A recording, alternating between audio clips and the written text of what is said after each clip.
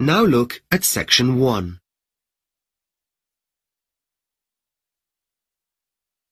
Section 1.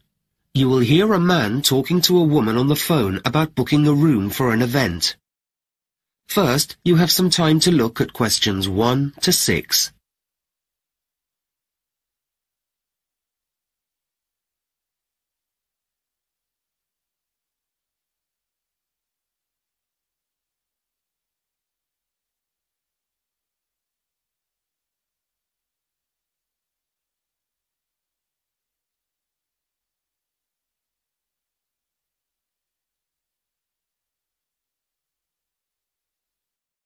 Now we shall begin. You should answer the questions as you listen, because you will not hear the recording a second time. Listen carefully and answer questions 1 to 6. Silverton Hall event booking. Jenny speaking. How can I help you? Oh, hi. I'd like to book the hall for an event that I'm planning to hold. What date did you have in mind? Well, I was hoping for the 15th of January. Let me just check. That's a Friday, isn't it? No, it's a Saturday. Ah, just a minute. I'm looking at last year's calendar. Yes, you're right. We have something on in the afternoon, I'm afraid, but the evening is free. Great. I was hoping to have it in the evening. Okay, and what times were you thinking of? Well, the event is from 8 p.m. until 11 p.m. But I suppose we'll need to book it a bit earlier to set everything up, and a bit later to clear up at the end. Yes, you will. So, shall we say 7:30 to 11:30? Would that be okay? Yes, that'll be fine. So, what kind of event is it? Well, I'm organising a concert. Some of my friends and I play musical instruments, so we're hoping to get together and we're inviting all of our friends to come along. Oh, that sounds like fun. What do you play? The guitar. And my friend Jack plays several instruments. Great. So how many guests are you planning on? Well, I'm not sure, but probably about 60. That's fine. Thanks. Can I just mention that some of them are disabled? I assume that'll be all right and that access won't be a problem? Of course. We have special facilities and we've made some improvements recently as well. Great. So what about food? Do you have any thoughts on that? Yes, I thought we'd have something simple. I don't want anything complicated like a buffet or a 3-course meal. So just sandwiches, really, and also something to drink, if that's okay. I've got that. So, if you're playing music, do you have your own equipment? Because if not, we can provide that for you. Yes, we have our own equipment. We have our own instruments and microphones and amplifiers. We have everything except for a piano, which would be very useful. Would it be possible for you to provide one? Yes, of course. I'll make a note of that. Before you hear the rest of the conversation, you have some time to look at questions 7 to 10.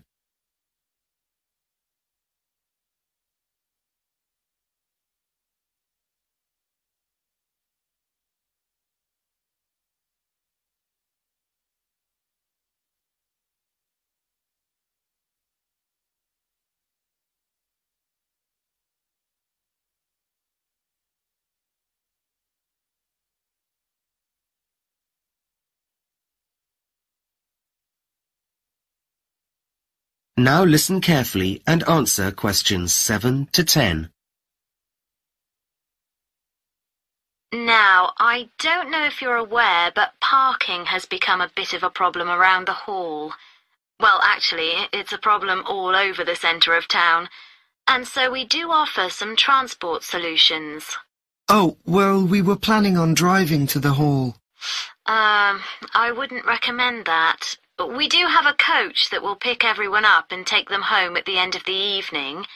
It costs a bit extra, but does work out cheaper than taking taxis. Would you be interested in that? Yes, please. And I guess that would be easier than trying to park all our cars. It certainly would. Now, I think I have all the details. Let me just add up the costs. That comes to £250, but I'll reduce it to £225, as we have a 10% discount from now until March. Well, that's great. Thank you so much. And now I just need a contact name. I guess that would be you, right? Yes, that's right. It's Rob. Okay. And your family name? It's Yesowski. I'll spell that for you. It's Jezowski.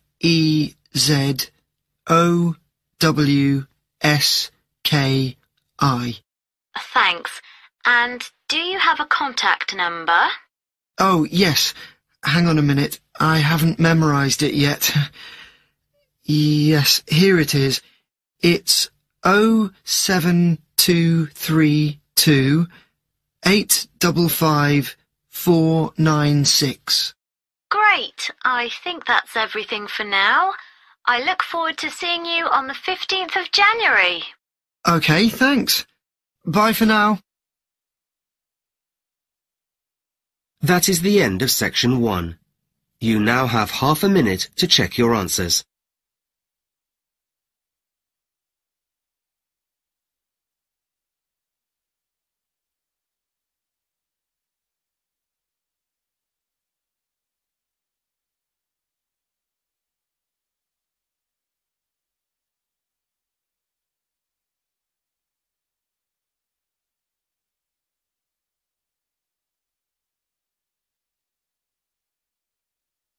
Now look at section 2. Section 2. You will hear a manager talking to new employees at a coffee processing factory. First, you have some time to look at questions 11 to 16.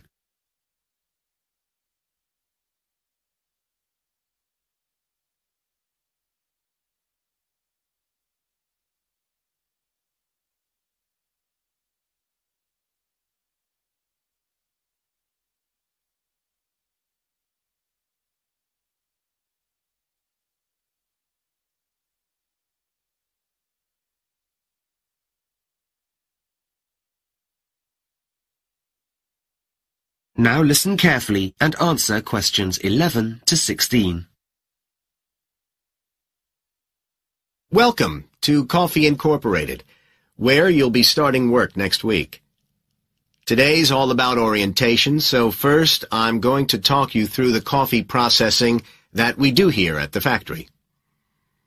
Coffee beans are like a stone inside a fruit, and in what's known as the wet process, the outer covering of skin and fruit is removed before the beans are dried. Wet processing involves the fruit being immersed in water in order to sort which fruit can and can't be used. Any bad fruit will float and can be thrown out at this point. This reduces levels of pollution from dirty waste that some other methods produce, though, admittedly, some people do say the wet process reduces flavor, too. After the fruit has been removed, we are left with the beans, which have to be dried to a water content of about 10% before they can be used to make coffee. We do this by machine. This is the way it's done where there are limits in terms of workspace, as is the case here. An alternative drying method is natural drying, which requires the beans to be spread out on special ground areas or tables in the sun. The air is better able to circulate around the beans in the natural method of drying, but it does increase the number of workers required. After the beans are dry, we go on to a process called polishing. This makes extra sure that the beans are completely clean. Some experts believe polishing damages the taste of the coffee, but that's a matter of opinion. And while polishing isn't actually required, we do it here to avoid the possibility of any remaining skin causing problems during roasting. Once the beans are fully clean, they're sorted by size and weight. This is also carried out by machine. The beans are blown through the air, and the ones that land in bins near the air source are the heaviest and best and will be made into the top quality brands, whereas the ones that fall further away are likely to produce a poorer flavor, though they will still be used for blending and making instant coffee and so on. Beans can also be sorted by color. This is the most difficult and time-consuming task, as it's done by hand and needs workers with expertise and experience. Once the sorting is completed, the beans are roasted and stored ready for distribution. Before you hear the rest of the talk, you have some time to look at questions 17 to 20.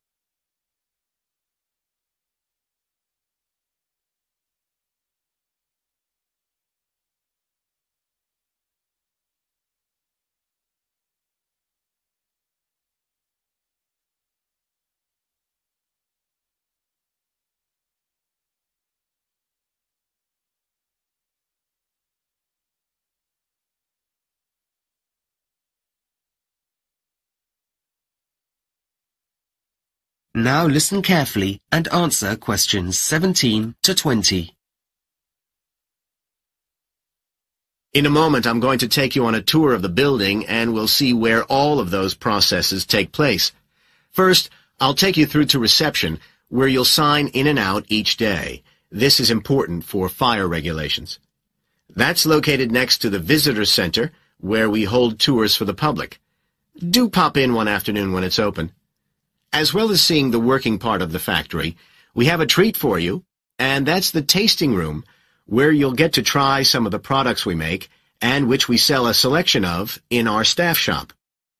These are available to staff at a discount. For one day only, you can choose something there for free as our welcome to you. Ordinarily, we'd finish the tour with lunch in the staff canteen. It's being repainted at the moment, so we'll have some sandwiches here in the training room instead. I'm going to hand you out some protective clothing in a moment. Good to see you're all wearing sensible shoes, which we requested for the tour, so thank you for that. There are some caps in the basket near the door over there. Please collect one, even if you have very short hair. They're essential in all food production areas these days. We won't be handling anything today, though ordinarily you'll be wearing gloves to work with the beans. In a moment, I'm going to hand you out a badge with your name on. This is so we can get to know each other better.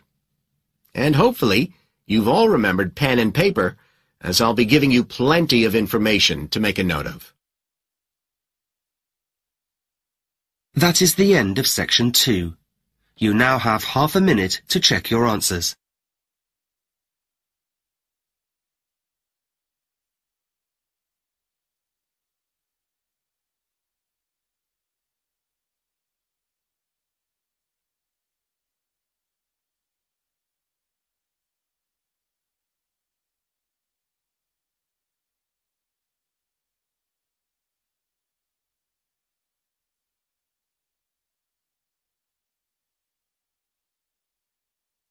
Now look at section 3.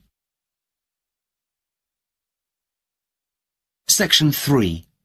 You will hear a student called Tim discussing his dissertation proposal with his tutor. First, you have some time to look at questions 21 to 26.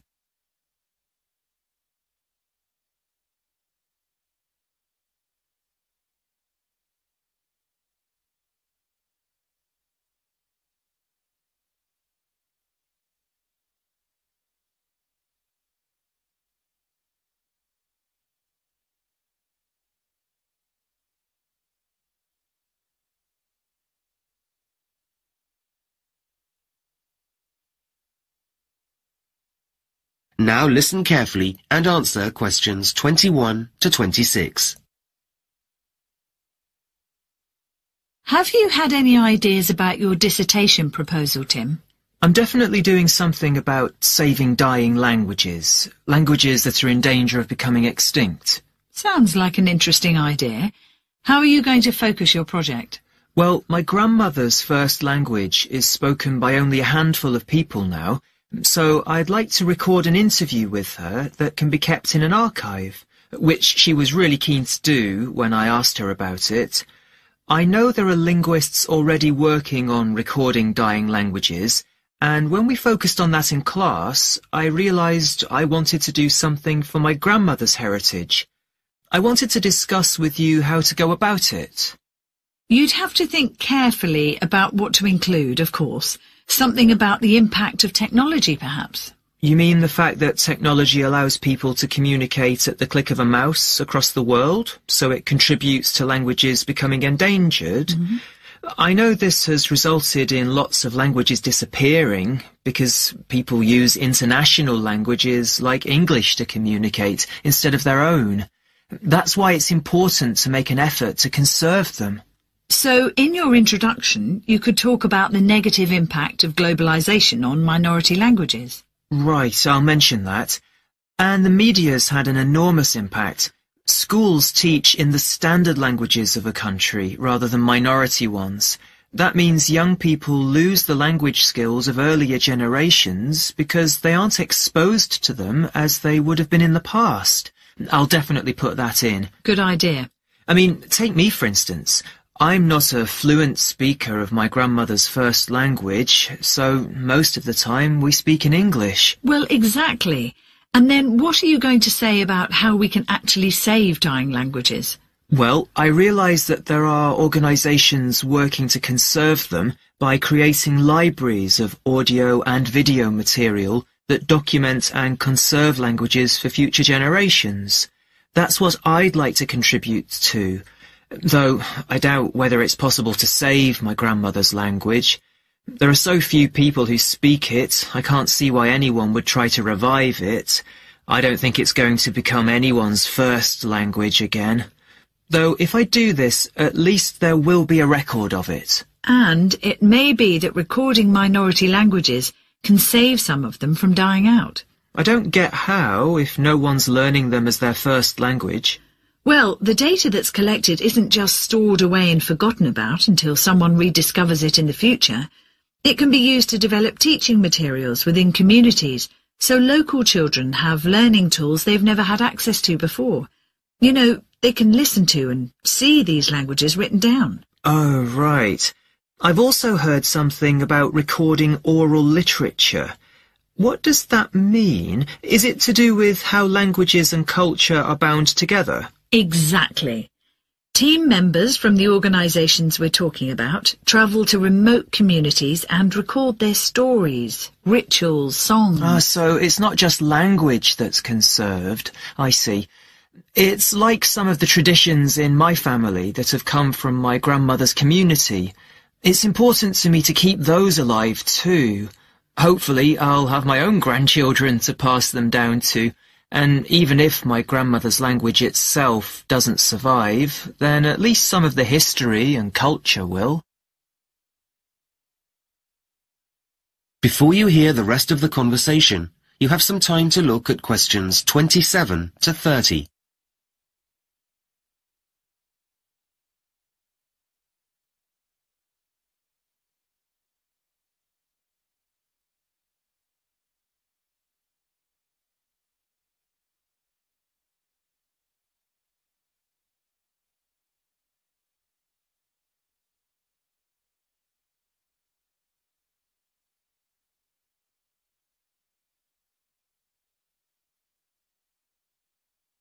Now listen carefully and answer questions 27 to 30. So, talk me through your plan concerning interviewing and recording your grandmother. I want it to be useful. I'm not sure what I should be asking her to talk about that's going to get the best language samples. Well, let's discuss a few options. You don't really need to look at what linguists have already done in terms of translating your grandmother's language into English. As you speak the language, to a certain extent, it would be better for you not to use English. You want to collect samples of her speaking in her first language, rather than asking her to translate things. So, once I've got some recordings, should I concentrate on looking at grammatical forms? Well, not necessarily. A better approach would be to focus on certain words, especially those for things which people don't use anymore, like in the home or on a farm. One way would be to get her to recount tales from her childhood. If you ask someone for a word, they might not remember it, but it might pop out in a sentence if they're focused on something that brings up the word naturally. Like, my grandmother might not remember a particular saying in her first language, but if I ask her to talk about her life, it might come up naturally in context. Exactly. Childhood's a good topic. Everyone has lots of memories they can talk about. And you'll get much more authentic samples if you get her talking rather than asking her to write things down or translate them. You will, of course, have to produce a written version eventually yourself, but that's quite different. Okay.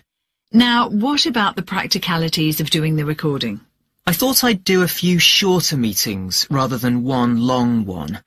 I read something about that giving me some time to think about what we've spoken about, and then I'll have a chance to clarify stuff afterwards. Good, yes. Let the audio run and listen to it the same day. If you leave too long between recording and listening, there might be some things you don't remember properly. It's not necessary to make a written record of it straight away, though. Right. Do you think it might help to say when and where we did the interviews? Without doubt. But keep it small scale so it's easier to manage. Covering as much as you can seems like a good idea. It could lead to confusion, though. Yes, I get that. That is the end of section 3. You now have half a minute to check your answers.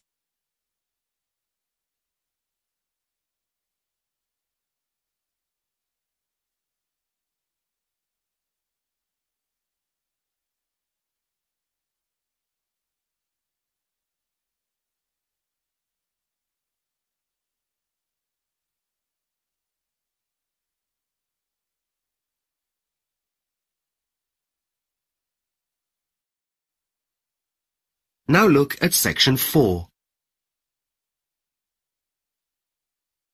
Section 4. You will hear a lecture about the history of time measurement. First, you have some time to look at questions 31 to 40.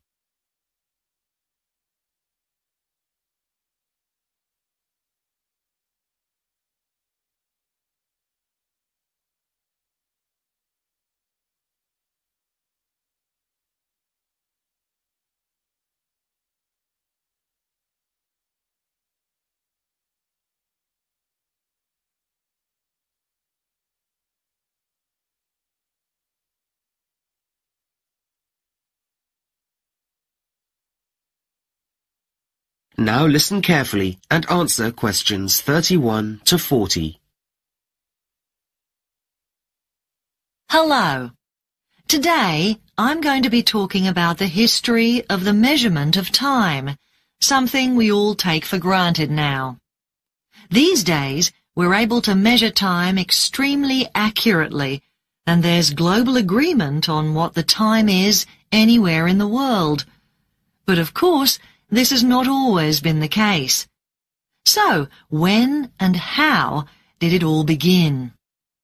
Well, we can tell that prehistoric people from 30,000 years ago were aware of the changes of the moon as time went by. But 25,000 years passed before humans began to actually track time. There is credible evidence for this from around 5,000 years ago, and they did this by observing not just the movement of the sun, moon, and stars, but by measuring where these were in relation to the Earth, and, in particular, where these were in relation to the horizon. This was known as horizon tracking. For example, they noted the position on the horizon of the sun at sunrise and sunset, and how these positions changed throughout the year. From this, they were able to predict when the longest and the shortest days of the year were. Initially, This measurement was quite inaccurate and relied on suitable natural markers being on the horizon, such as hilltops, trees, etc.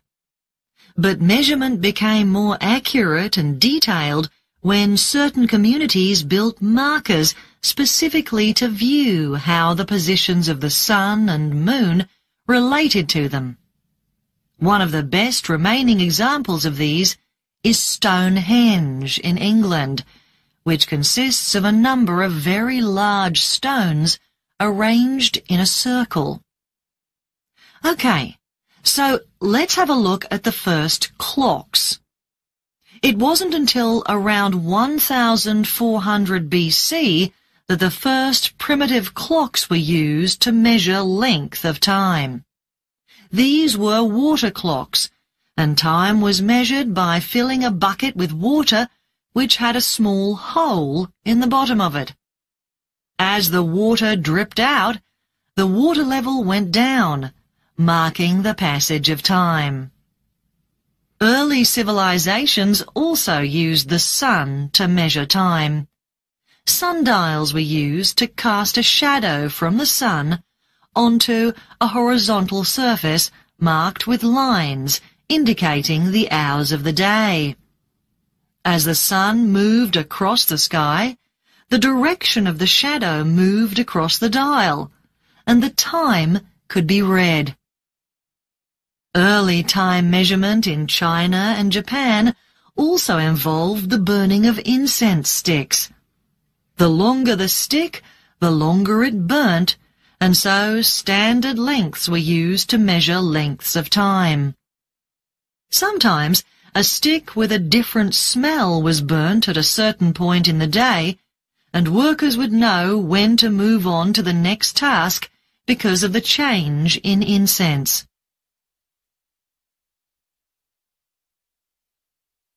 Let's now look at mechanical clocks. The first evidence of these is in the late 13th century in Northern Europe. They were made of iron, rather large and heavy, and the wheels of the clock were driven by a weight, which slowly descended. Initially, mechanical clocks didn't have a clock face and just struck a bell every hour.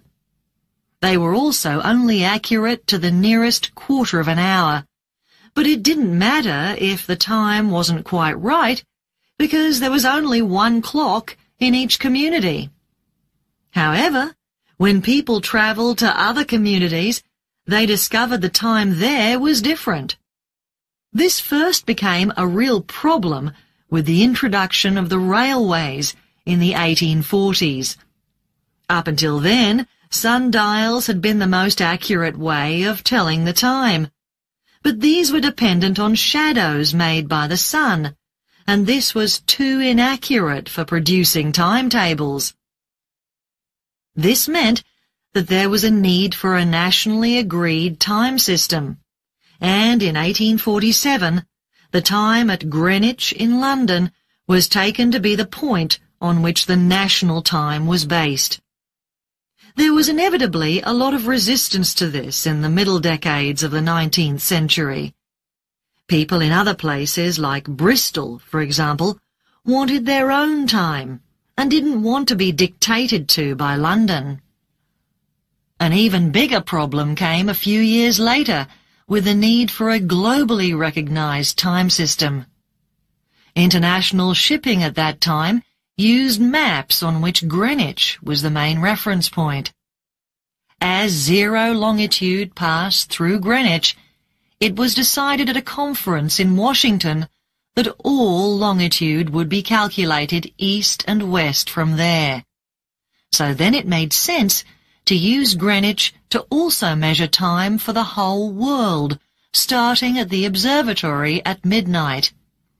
People could therefore be confident that when it was 8 a.m. in California, it was 5 p.m. in Paris every day. That is the end of section 4. You now have half a minute to check your answers.